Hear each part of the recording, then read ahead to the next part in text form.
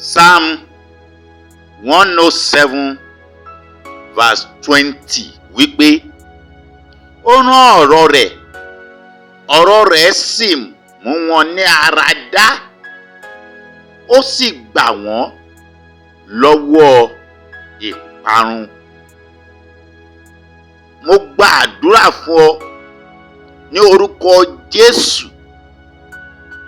Ọ̀rọ̀ Ọlọ́run èyí tí ó fẹ́ kà yìí yóò mú ọ lára dá ní orúkọ Jésù Kristi. Gbogbo àìsàn tí ń bẹ lára rẹ ni, abímọ ni, ojogúnbá ni, ó ń bẹ nínú ẹ̀jẹ̀ ni, àbí nínú omi ara, èyí tó wà nínú iṣan ara. Bí o bá ṣe ń ka sáàmù yìí sínú omi àti òróró rẹ ní orúkọ Jésù tó ju gbogbo orúkọ lọ, ó yá kí wọ́n máa fàgọ́ ara rẹ sílẹ̀ ní orúkọ Jésù Kristi Olúwa wa. Àmín. Àwa ọmọ Ọlọ́run mú kí wa wípé a kú oríire tí ọ̀tẹ̀ yìí. Sáàmù tí mo fẹ́ pè síta yìí òun ni sáàmù ìwòsàn àti ìmúláradá. Mú omi rẹ jáde báyìí àti òróró. Nǹkan méjì tí a máa lò nìyẹn, goya oil àti omi.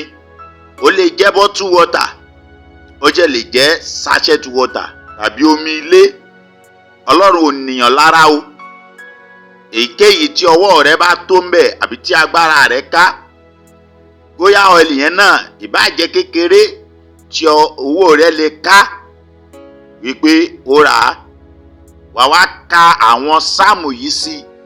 Tó bá ti kà á, wà gbàdúrà wípé kí Ọlọ́run fi ọ̀rọ̀ rẹ̀ kó fi mú àìsàn burúkú kó nínú ayé rẹ. Tó bá ti wá ka àwọn sáàmù yìí sínú ẹ̀, wà á mú ní omi yẹn, wà á fi tó kù wẹ̀. O lè ṣe fún ọjọ́ 3.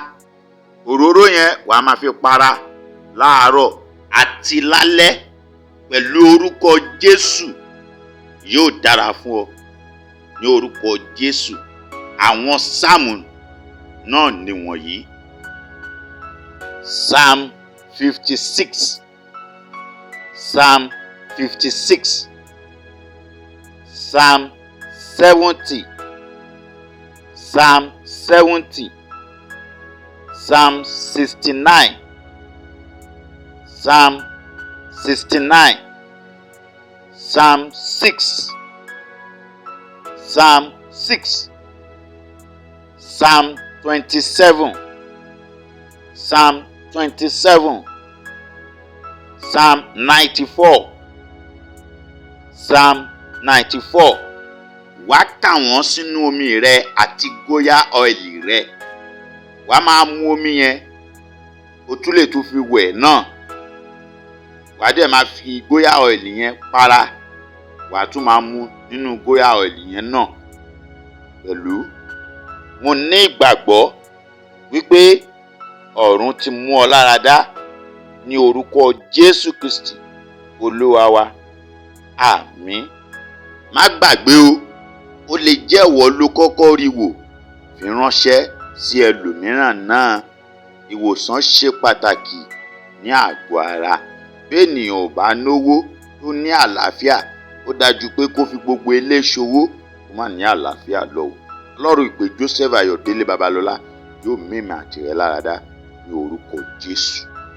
Ẹ ṣé púpọ̀. Jésù ni Olúwa. Thank you. Wow. Please subscribe to our YouTube channel at Ọlọrun 1930 TV for music, prayers, messages, movies by evangelist James Adeniyi, a.k.a. kinikinse. God bless you.